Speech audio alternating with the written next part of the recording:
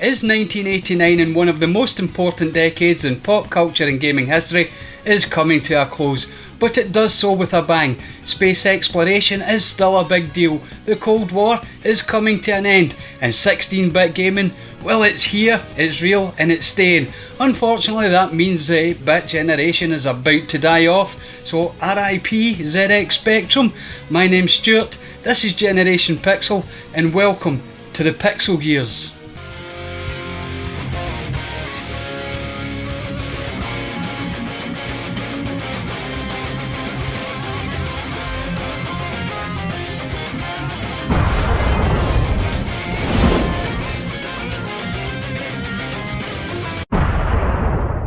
Breaking news in 1989. The first satellite that will soon become the GPS network is launched into orbit, meaning that soon Pokemon Go will be a thing. In Germany, with the end of the Cold War, the Berlin Wall starts to crumble, but that leaves us asking the question, which spy games will we get next? Deep in space, the Voyager passes Venus as the Galileo project blasts off to head towards Jupiter. There are still no plans, however, to probe Uranus. And the most awesome news of the year, Sega Blocks is born, soon to become another YouTube sensation, and will soon be catering for all our Sega and Lego needs. And that was your news in 1989. Hello friends, and welcome back to the Pixel Gears, and yes, here we are in the last year of the 80s, 1989, and I thought no better way to kick it off with another ZX Spectrum game, and that is Chase HQ. Now, as I said at the beginning, my time with the ZX Spectrum was rapidly coming towards an end. Or what I should say is, my time with 8-bit microcomputers was coming to an end. Well, at least for a little while anyway. And although the Chase HQ port on the ZX Spectrum isn't directly to blame, what we're seeing here is actually the 8-bit microcomputers not being able to keep up with the arcades even slightly, not even remotely. And that is one of the reasons I started to veer away from home gaming and back into the arcades almost full time. Well, I say almost full time, but something else was just on the horizon, but we're not talking about that just now. That's for another year. Now, Chase HQ is sort of playable on the ZX Spectrum. It was just doing too much, it was trying too hard, and you'll hear me say this time and time again that the ZX Spectrum was the little machine that just couldn't from time to time. It had its heydays in the early 80s onto the mid 80s, but by the time we were closing in 1990, there was just no way for that little 8-bit microcomputer that was never specifically designed to play games keeping up with the market, and that's a shame. But throughout the history of video games, every generation comes to an end, and the ZX Spectrum was definitely coming to the end of its life cycle by 1989.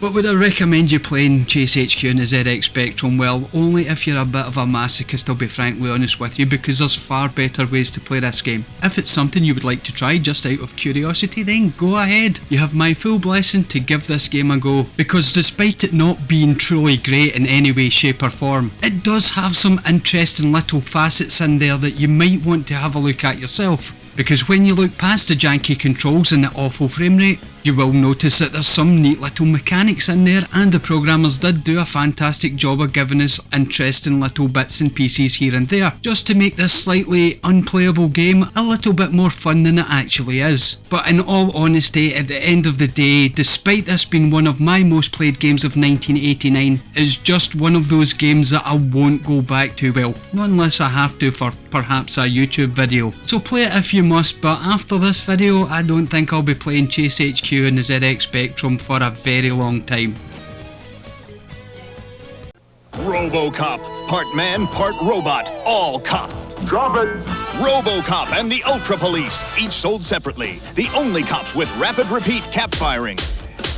Evil headhunter on a Skullhawk is cruising for trouble. RoboCop in his armored RoboCopter takes off after him. Fire Robo-Missile. We'll give you a lift to jail. You put RoboCopter together. RoboCop vehicles and figures with RoboCaps, each sold separately. Next up for the games that took up all my time in 1989, we have the Untouchables. Now, being an action platformer, the Untouchables certainly wasn't an indication of where my particular tastes in gaming were heading, but it was certainly an indication of where my collecting habits were going to end up, and that's in licensed games. Because of course, as many of you all know, the Untouchables is licensed from that Kevin Costner movie of the same name, starring the wonderful Sean Connery. You know the one. One of theirs pulls a knife, you pull a gun. One of theirs puts one of yours in the hospital, you put one of theirs in the morgue. That's the Chicago way. That's the best and the only Sean Connery impersonation you're going to get from me. Now, all hilarity aside, let's get back to the game, because all it is at its heart is an action platformer, and it's a style of game that I didn't really gel with, not even back in the day when that was all you could play. It's also, like most of the other games of the same genre back in the day, hard as nails. But the real question you're probably asking, is it a bad licensed game? Because anyone who knows me knows I love a bad licensed games. Well, unfortunately not. As you can probably see from the gameplay, it is a fairly solid action platformer. The difficulty coming from the sheer amount of enemies that you have to face on screen and the speed that they move at. And considering that this is running on a ZX Spectrum, well, that's something to be completely and utterly applauded. Graphically, of course, they've restricted themselves to the monochrome for the action, and that suits the Spectrum well. In terms of audio, well, it's fairly average, with the exception of a wonderful rendition of Del Shannon's Runaway right at the beginning of the game. Now, of course, in 1989, the ZX Spectrum was getting on, the developers knew the hardware inside out, and when they tried, they really could make a solid game, and that's what the Untouchables is. A balls to the wall, old school mob fest where you get completely and utterly overwhelmed by the amount of enemies on the screen, making it incredibly difficult to progress. Now, these days at my ripe old age, I don't quite have the reflexes to play games like this anymore, but it certainly is one that you should go back and try every now and again just to appreciate the quality that they put into these games. So if you get the opportunity, find yourself a copy of the Untouchables in the ZX Spectrum and give it a go.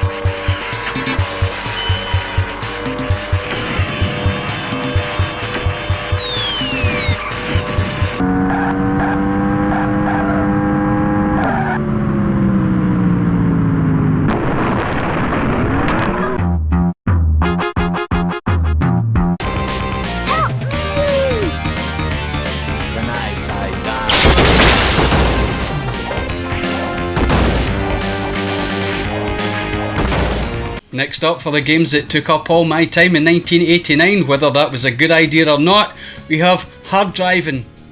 So once again, we're back into the arcades, and not only back into the arcades, but one of the most ambitious arcades of all time.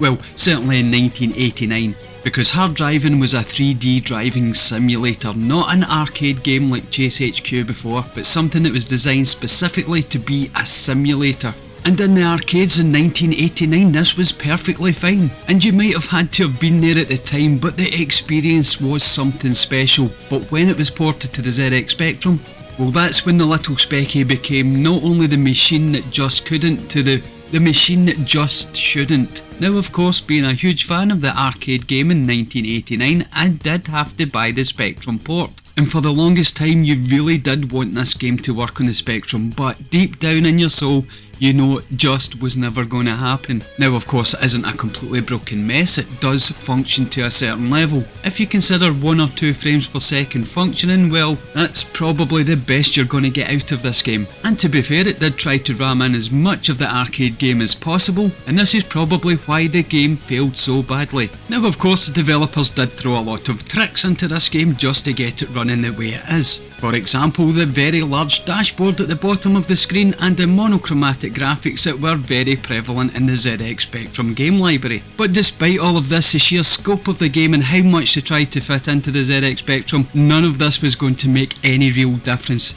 Looking back with hindsight, perhaps the developers could have made a few other alterations to the game. Firstly, I think they should have given us some sort of wireframe 3D effect when it came to the graphics, which yes, wouldn't have looked just the same as the arcade cab, but the game would have ran much smoother. And I don't know about you, but when it comes to games, for me, gameplay is king. And the gameplay in Hard Drivin and the ZX Spectrum suffered badly because of the amount of things they tried to throw at it. So we're back to the old question, can I recommend you playing Hard Drivin in 2022? Well, the answer as usual is, well, yes and no. Yes, if you want to see a piece of video game history in action, and that's not just the ZX Spectrum port, the other ports on the other microcomputers, and of course the arcade cab itself. But no, not if you want to keep your sanity, especially when it comes to the ZX Spectrum port. And that's Hard Drivin from 1989.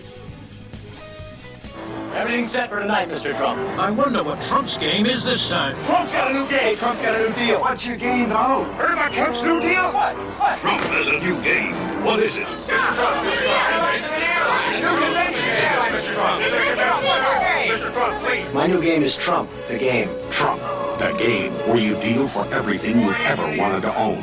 Because it's not whether you win or lose, it's whether you win. Yes! Play Trump, the game from Milton Bradley. I think you'll like it.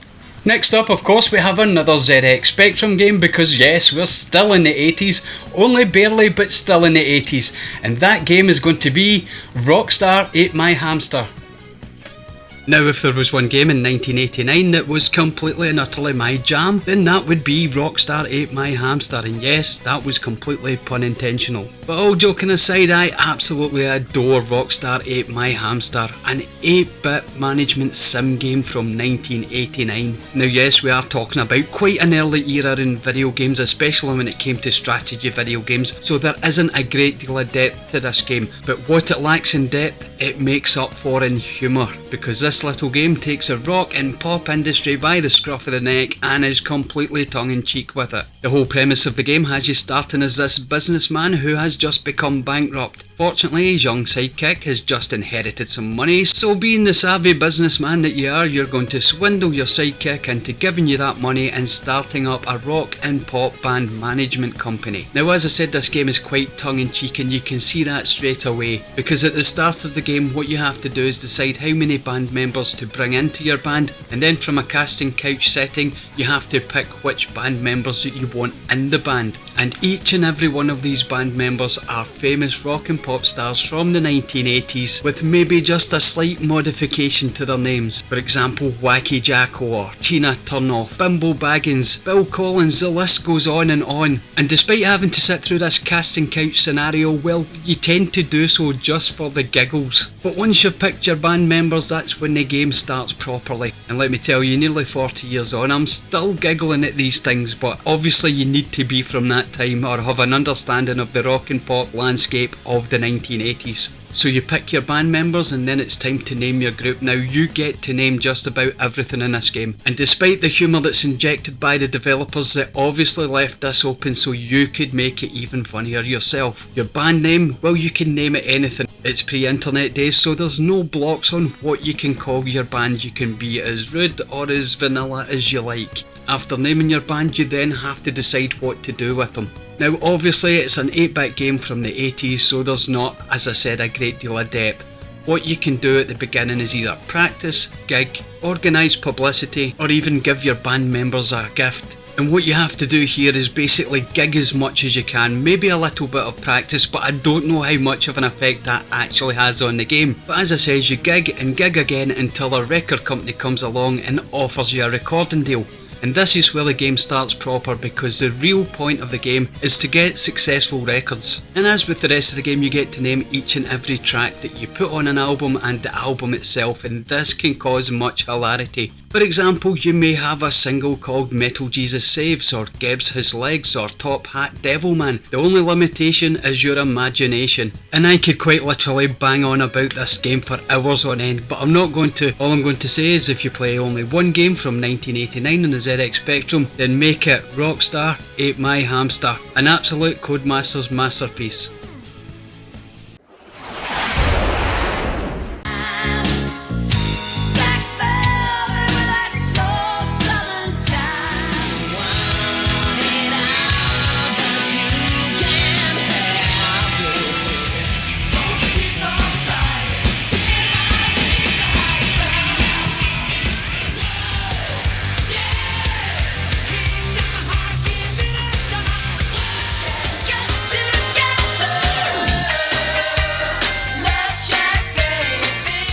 Now next up, I get to say last up because it is going to be the last game we see from the ZX Spectrum library, and that game is Batman the Movie.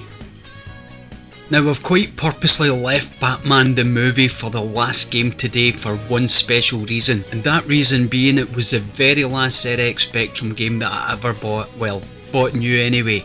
The ZX Spectrum had served me well over the course of almost 8 years, and in many ways Batman the Movie was a fitting swan song for me. It's an interesting little licensed game, not the best of the licensed games, but certainly by no stretch of the imaginations a completely poor one. The game itself is split into various sections with different gameplay, and that is iconic of the ZX Spectrum era. It introduces itself through an action platformer. Now it's not a fast action platformer because pretty much like Robocop that we saw in 1987, Batman just doesn't run for anyone. But what brought the platforming levels to life in this game was definitely the grappling hook, a fantastic traversal mechanic and also a weapon. And at the end of the first stage, well, you create your nemesis, the Joker, just as in the movie, and in many ways this game is fairly faithful to the Michael Keaton film. The second stage is a driving game. It's not a great driving game, but it's a driving game nonetheless. You're speeding through the streets of Gotham trying to get back to the Batcave in time so that you can move on to the next stage where you have to crack the Joker's code. Now cracking the Joker's code is quite simple. You have 8 cosmetic products at the bottom of your screen, and a combination of 3 of these items will crack the Joker's code. Now you only have a set number of tries, but it's one of those puzzles that let you know how many you've got right in each of your guesses, so it shouldn't be too difficult for anyone to crack.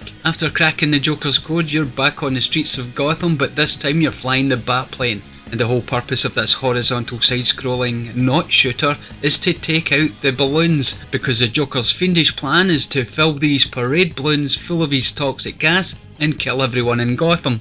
A couple of times during this stage you will be assaulted by helicopters and all you have to do is dodge them. Now sometimes that's easier said than done, but on the whole it's not too difficult of a level either. And then we get to the finale where we're chasing the Joker up the cathedral, and the cathedral is another action platform level much like the first level. But if there is one thing that you must see in Batman the Movie on the ZX Spectrum, it is on the cathedral level, and it's when Batman walks downstairs. Now yes, he climbs up and down ladders all the time, but you don't fully appreciate what the developers achieved artistically until you see Batman walking downstairs, and this is why. Now as you can probably tell, this particular animation has amused me to no end. But is it worth playing Batman the Movie in 2022? And yes, again I'll say yes and maybe no this time, because it really is a decent licensed game from 1989, and not only that, it's faithful to the source material, as faithful as it could be on the ZX Spectrum, and in places it's fun to play, so what more could you ask for a licensed game in 1989? So yes, give Batman the Movie a chance on the ZX Spectrum. The Commodore Amiga 500 now comes with the exciting Batman package, or Class of the 90s, the fun way to learn. Is he doing his homework or playing the Joker? So there you go my friends, that was 1989 in a nutshell through the eyes of yours truly, and it was quite an emotional year. As I said in the intro, it was an interesting year, things were still happening that kept us on the edge of our seat. But 8-bit gaming was definitely coming to an end, and the ZX Spectrum was certainly coming to an end for me. Now, did you experience 1989, or are you too young, or did you just miss it in a drunken haze? Let me know down in the comments if you want to talk about any of the games, movies, music, or even news that you've seen or heard today. Thank you very much for watching, and until the next decade, cheerio! What's the hottest 16-bit video game system with true arcade games, great graphics, real challenge, stereo sound, and the hottest library too, with games like Altered Beast, Golden Axe, Super Hang-On, Forgotten World, Space Harrier 2, Revenge of Shinobi, Tommy Lasorda Baseball, Truxton, Last Battle, Arnold Palmer Tournament Golf, Super Thunderblade, Zoom, Thunder Force 2, Ghouls and Ghosts, Mystic Defender, Rambo 3, and more. Genesis from Sega. Genesis, the new generation in video games.